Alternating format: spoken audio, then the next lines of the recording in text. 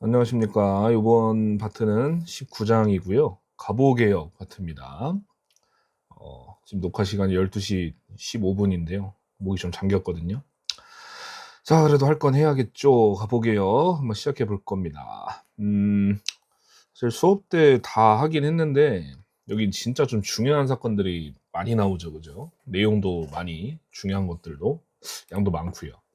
특히나 1, 2, 3차의 내용이 다 다르기 때문에 내용도 봐야 되는데 과정도 또 중요합니다. 한번 해보도록 하겠습니다. 1차 가보기부터 갈 건데요. 요 과정은 여기 뭔지 기억나시죠? 청일전쟁 바로 직전입니다.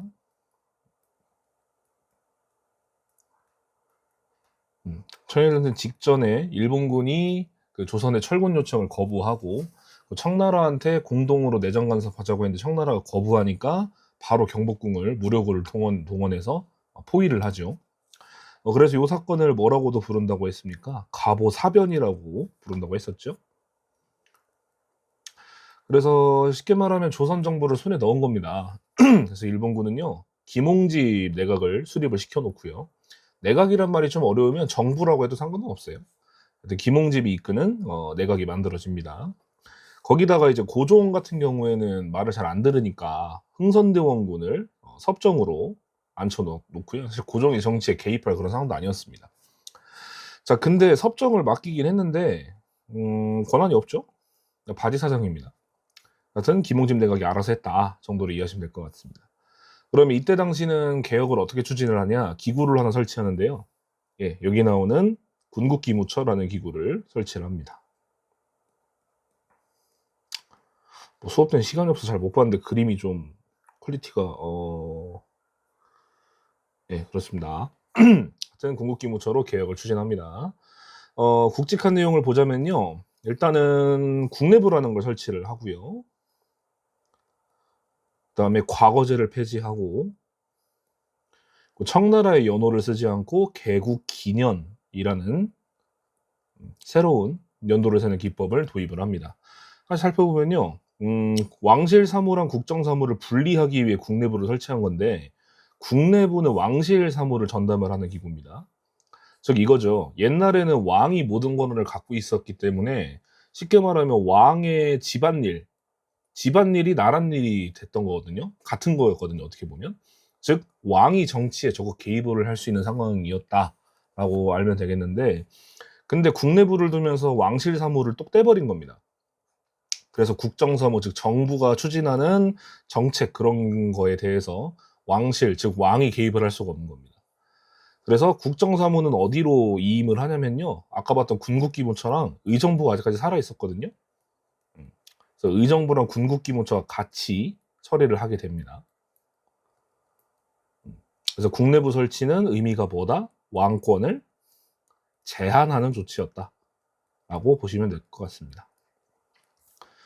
그리고 과거제 폐지, 과거제가 고려 광종 때 처음 시작돼가지고 이제 사라진 건데요. 거의 1000년이 넘는 시간 동안, 넘지는 않죠? 거의 1000년 가까이 되는 시간 동안 우리 한반도에 자리를 잡고 있던 제도인데 이 과거제 때문에 형성되는 계층들이 있었죠.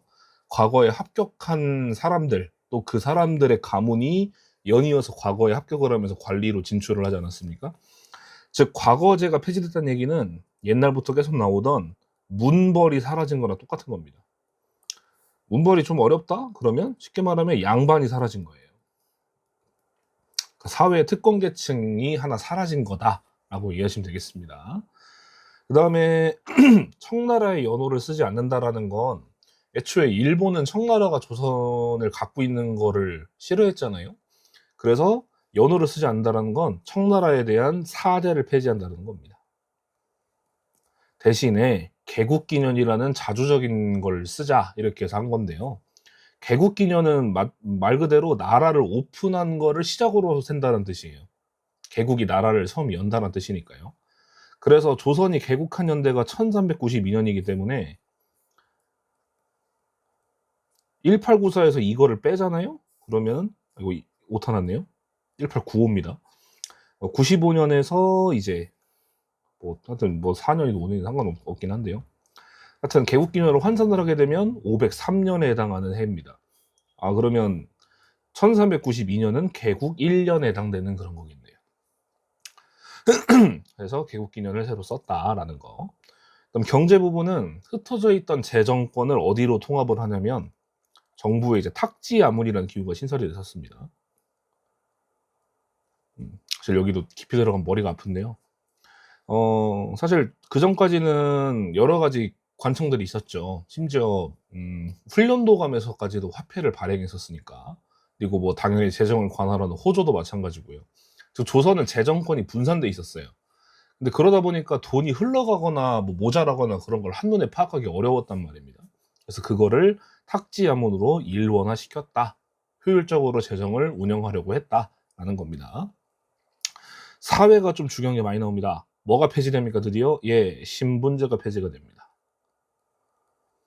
즉 조선의 법적인 신분제 있죠? 양천제, 그게 사라진 겁니다. 그럼 아까 봤던 과거제 폐지는 반상제가 사라진 거죠. 기억을 좀 되짚어 보시면 도움이 될 것 같습니다. 이게 특징이죠. 그러다 보니 당연히 노비제도 폐지가 되면서 개인 소유의 노비든 나라 소유의 노비든 다 자유인이 된 겁니다. 근데 이건 아셔야 돼요. 법적으로만 사라진 거고요. 차별 대우는 남아 있습니다. 자, 그다음에 조혼 금지, 결혼 일찍 하는 거라고 설명드렸습니다. 그걸 금지했고요. 그리고 과부에 뭐를 허용합니까? 지금 표현을 하면 재혼인데요. 재가라고 합니다. 그리고 고문, 그 외교 고문 그거 할 때 고문 아닌 거 아시죠? 진짜 고문하는 거. 그리고 연좌제, 연좌제는 연대 책임을 지우는 건데 뭐 예를 들어서 아버지가 지은 죄를 아들이 같이 받거나 이런 거가 되겠습니다. 하여튼 이런 여러 가지 악습들을 폐지를 한 걸로 정리를 하면 될 것 같습니다. 나머지는 다 까먹으셔도 얘는 까먹으시면 안 됩니다. 신분제 폐지. 자, 2차로 바로 넘어가겠습니다. 2차는 이제 청일전쟁 중이에요. 청일전쟁은 이미 발발을 했고 청일전쟁에서 일본이 이제 이긴다고 했지 않습니까? 청나라 군대를 바깥으로 몰아내고 있었다고요. 그래서 이제 일본은 적극적으로 간섭을 합니다. 1차 때는 적극적으로 간섭을 못했다 그랬죠. 정신이 없어서. 근데 이제 일본은 적극적으로 개입을 하기 때문에 그래서 흥선대원군을 내쫓아 버리는 거죠. 왜? 협조적이지 않았으니까요. 그리고 조선이 알아서 하고 있었던 군국기무처도 없애버리고 그리고 박영효 중요한 인물입니다. 이 사람이 뭐 했어요? 급진개혁파였죠. 그죠? 그래서 뭐에 가담했습니까? 갑신정변에 가담했었잖아요. 근데 갑신정변이 실패하면서 일본으로 망명을 가 있었는데 그 박영효를 다시 조선으로 불러옵니다. 그래서 어떻게 해요? 원래 정부의 수반이었던 김홍집과 같이 정치를 하게끔 만듭니다. 그래서 요 시기를 김홍집, 박영효 연립내각 체제 이렇게 명칭을 붙이기도 해요. 자, 그리고 고종이 뭐 하나를 발표하는데 홍범 14조라는 걸 발표를 한다고 합니다. 내용을 보면 이렇게 돼 있는데요. 청나라에 의존하려는 생각을 버리고 자주 독립의 기초를 세운다. 이거 약간 냄새가 나죠? 누구의 입김이 들어갔을까요? 예, 일본 입김이 들어간 것 같습니다. 나머지는 읽어보시면 될 것 같고요. 아직까지 탁지아문이 유지가 됩니다. 하여튼 국정개혁의 기본 강령으로서 제시를 한 건데 뭐 국정개혁이긴 하지만 말만 개혁이겠죠. 자, 정치 보겠습니다. 이게 드디어 폐지가 된다고 하네요. 뭐냐면 의정부가 폐지가 됩니다. 아까 국내부 설치하면서 의정부가 정부 사무를 관할했잖아요. 근데 의정부는요, 이건 합작기구예요. 즉 여기에 들어간 사람들이 의견을 모아서 정치를 하는 건데 이걸 폐지했다는 얘기는 앞으로 정치를 할 때는 누가 해라? 이 내각이 니들이 알아서 해라 라고 하는 걸로 정치 질서가 바뀐다는 얘기입니다. 그다음에 사법을 보면 원래 지방관들, 각 지역에 파견된 수령들이라고 있었죠. 높이 가면 관찰사부터 낮게 가면 저기 제일 낮은 게 현감이거든요. 그런 사람들까지 다 그 지역에 뭘 갖고 있냐면 사법권을 들고 있었습니다. 옛날에 재판을 하면요, 지금으로 치면은 동사무소에서 재판을 했어요. 네, 그 수령이 이제 재판을 하는데 물론 사형은 본인이 판단을 못 하겠지만 그리고 수령은 그것뿐만 아니라 지방의 뭐 행정권, 군사권도 다 관할을 했었으니까요. 근데 그 사법권을 이제 어디로 이관을 합니까? 예, 재판소라는 걸 두면서 그쪽으로 이관을 하게 됩니다. 자, 그리고 이걸 반포한다고 합니다. 뭘 반포하냐면 교육 입국 조서라는 걸 반포합니다. 수업 때는 좀 빼먹은 것 같은데요. 이 조서라는 거 있잖아요. 조서라는 거 왕이 내리는 명령 같은 겁니다. 근데 이거의 내용은 뭐냐 말 그대로 교육 관련된 건데 무슨 교육이겠어요? 근대식 교육을 얘기하는 거겠죠. 그래서 이거를 근거로 해서 학교가 만들어진 게 한성사범학교입니다. 지금의 사범대학 같은 거죠. 그래서 근대적 교육을 위한 제도를 마련하려고 했었고요. 일본에 유학생을 보내가지고 개혁에 필요한 지식도 배우게 했다라는 것도 보시면 되겠습니다. 즉 2차에서 중요한 건 홍범 14조, 의정부 폐지, 재판소 설치, 교육입국조서 네 가지 정도가 될 것 같네요. 자, 중간에 이제 또 큰 이벤트가 터집니다. 을미사변인데요. 일본은 청일전쟁에 승리를 했습니다. 그래서 무슨 조약을 맺었습니까? 욕 같은 거 있죠? 시모노세키 조약을 맺었죠. 그래서 청나라한테 뭐 조선에 대한 간섭하지 말라고 하고 그 다음에 배상금 2억냥 때려버리고 땅을 뜯어가지고 그 다음에 영토를 할양해 가잖아요. 어디를 가져갔었냐면 랴오뚱 반도를 가져가죠. 이게 이제 발단입니다. 중요합니다 이거. 랴오뚱 쓰면 되겠네요. 랴오뚱 반도 위치를 보시면 수업 쪽에 지도는 보이는데 여기는 없어가지고요. 한반도가 이렇게 있고 이렇게 생겼거든요. 일본이 이렇게 있고 여기가 러시아 땅이에요. 연해주. 그리고 여기가 산둥반도고 여기가 랴오둥반도입니다.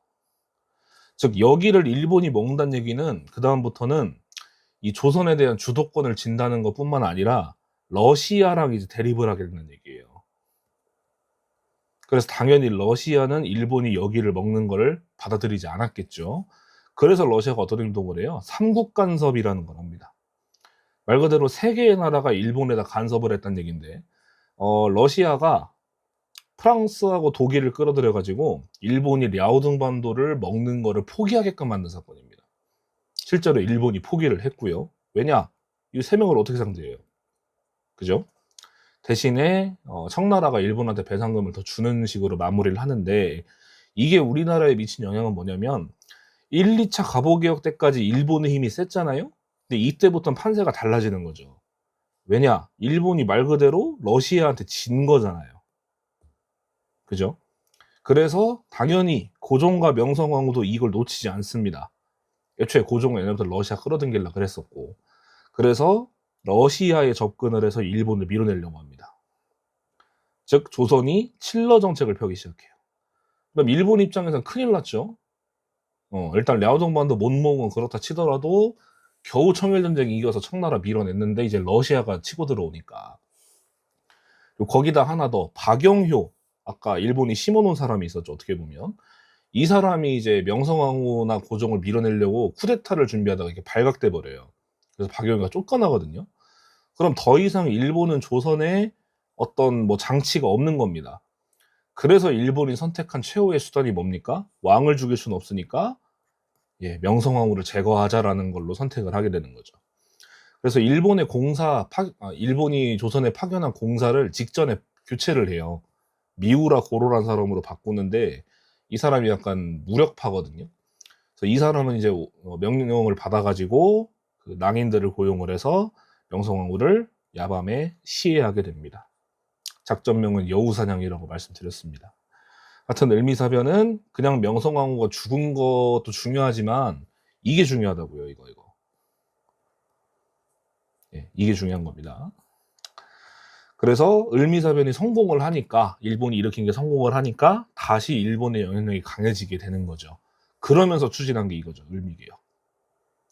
근데 갑오개혁의 연장선상으로 파악하기 때문에 연도는 을미년이 맞는데 사실 제3차 갑오개혁이라고도 한다라는 것도 설명드렸었습니다.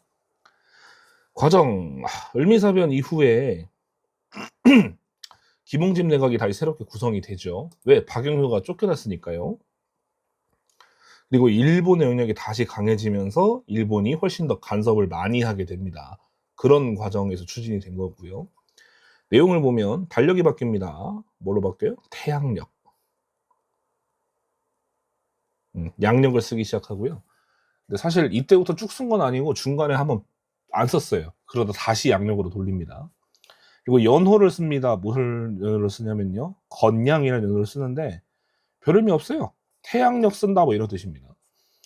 아무튼 뭐 기억니은은 뭐 그렇다 치더라도 이거 진짜 까먹으시면 안 돼요. 을미개혁의 주요 내용 중에 하나로 들어가는 게 단발령입니다.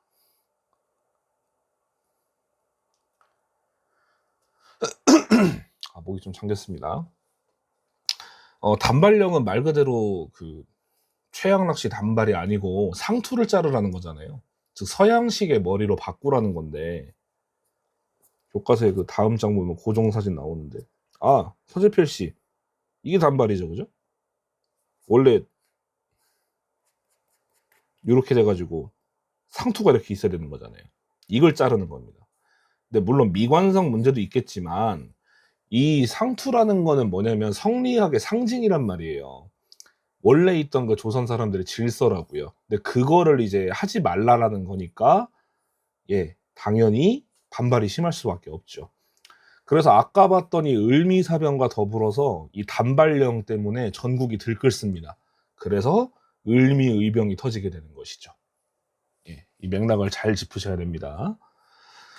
자, 그리고 뭐 이거는 이후 얘기니까 건너뛰고 갑신정변 때 중단됐던 뭐가? 우편 업무가 드디어 재개가 되죠. 왜 중단됐어요? 갑신정변이 일어났던 장소가 어딥니까? 우정총국이었잖아요. 근데 이제 그걸 다시 하게 된다라는 거고요. 그리고 소학교 생기는 거 같이 보시면 되겠습니다. 근데 또 사건이 터집니다. 개혁이 중단되는데 왜 중단되냐? 왕이 도망가죠. 어디로 갑니까? 러시아 공사관으로 피신을 합니다. 맥락을 좀 보면 을미의병이 일어난 중간입니다. 목이 자꾸 잠기네요. 일단 고종은 을미사변 때문에 신변의 위협을 느끼고 있었고요. 거기다가 더군다나 을미의병이 일어나면서 궁궐의 경비가 약해졌어요. 왜? 의병 진압하러 내려갔거든요, 군대가. 그래서 그 상황을 틈타서 러시아 공사관으로 몸을 피하게 됩니다. 그 사건을 뭐라 부릅니까? 아관 파천이라고 하죠. 아주 중요한 사건이죠. 자, 그래서 어떻게 된 거예요? 고종이 러시아에 붙었다는 얘기는 당연히 러시아의 힘이 다시 강해진다는 얘기잖아요. 그러면 당연히 고종원이 의미개혁의 내용을 그대로 두겠냐고요. 안 하죠. 그래서 어떻게 합니까? 고종이 명령을 내려서 김홍집을 포함한 개혁 세력들을 다 제거하고요. 그리고 을미개혁을 중단시켜 버립니다. 아까 태양력이 잠깐 멈췄다 그랬잖아요. 그게 요거예요. 근데 이후에 다시 부활은 합니다. 아간 파천 때문에 중단됐다라는 거. 자, 그러면은 의 한 개 정리하고 마무리하겠습니다. 의는 뭐냐? 아까 봤던 뭐 신분제 없애라, 뭐 문벌 폐지해라 이런 내용들이 지금 바로 생긴 게 아니고요. 그건 갑신정변 때부터 시작해서 동아농민 운동에서 꾸준히 얘기를 했던 것이죠. 그게 실제로 반영된 근대적 개혁이었다라는 게 중요한 거고요. 그리고 이거에 대한 개혁을 시도했다라는 거죠. 실제로 먹히기도 했고 신분이 살아있고 왕이 모든 걸 다 했던 옛날의 그 구닥다리 질서 있죠. 즉 양반 중심의 통치 체제를 바꾸려고 했다라는 거죠. 실제로 바뀌었고요.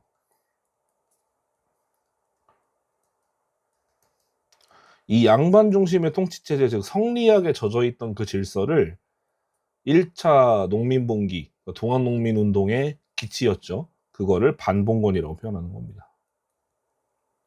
반봉건의 의미가 어려우셨던 분들은 이거가 반봉건이구나, 이걸 없애는 게 반봉건이구나로 이해하시면 될 것 같아요. 근데 한계점입니다. 계속 나오는 게 어느 나라였어요? 일본이 자꾸 감나라 배나라 했지 않습니까? 즉 일본의 간섭 속에서 추진된 개혁이었다는 거고요. 그리고 역시나 민중의 지지를 이끌어내지는 못했어요. 대표적인 게 단발령이죠. 하여튼 이렇게 정리를 하면 될 것 같습니다. 그냥 마무리하긴 좀 그러니까 순서 한번 다시 한번 짚고 갈게요. 자, 청일전쟁이 발발했죠, 그죠?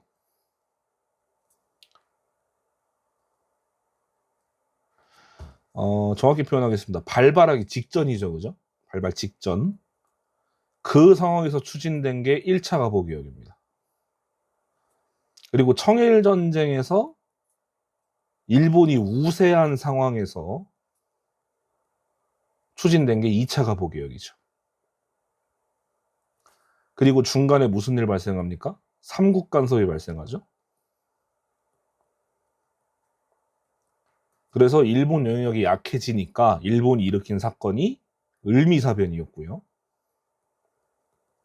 이 을미사변으로 일본이 주도권 잡고 있는 상태에서 일어난 게 3차 개혁, 즉 을미개혁인 겁니다. 근데 이 을미개혁 중에 어떤 일이 발생했어요? 고종이 아관파천을 했죠. 예, 요 타임라인을 잘 그려 놓으셔야 돼요. 이렇게. 네, 그리고 여기다 동아노민론도 같이 붙여놓으면 또 도움이 되겠네요. 예, 요 사이쯤에 벌어진 게 이제 동아농민운동 2차 분기였고요. 그리고 을미개혁 때 을미사변하고 같이 묶어서 뭐도 같이 생겼다? 을미의병도 터졌구나. 을미의병은 요 사이쯤에 들어가는 거죠. 을미의병 중에 아관파천이 발생한 거니까. 일단 이렇게 정리를 해보도록 하겠습니다. 아마 여기가 우리 요 소단원 있죠. 근대국가 수립을 위한 노력. 이 내용이 그나마 제일 많을 거예요. 봐야 될 것도 많고 맥락도 짚어야 되고 하다 보니까 여기가 좀 많이 어려우실 것 같긴 한데요. 말씀드린 대로 흐름이랑 요 내용 구분하는 것들, 여기는 진짜 자주 많이 좀 보고 쓰셔야 됩니다. 그래야 자동으로 나와요. 예를 들어서 갑자기 탁지하문으로 제정이 일어나는 게 몇 차냐 물어봤을 때 빠르게 1차라고 말할 수 있을 정도로 숙련이 좀 돼야 될 겁니다. 그래서 여기를 좀 주의 있게 보시면 도움이 많이 될 것 같습니다. 시간이 많이 늦었습니다만, 예, 여러분들이 보시는 건 낮에 보시겠지만 저녁이나 하여튼 여기까지 하고 마무리하도록 하겠습니다. 고생하셨습니다.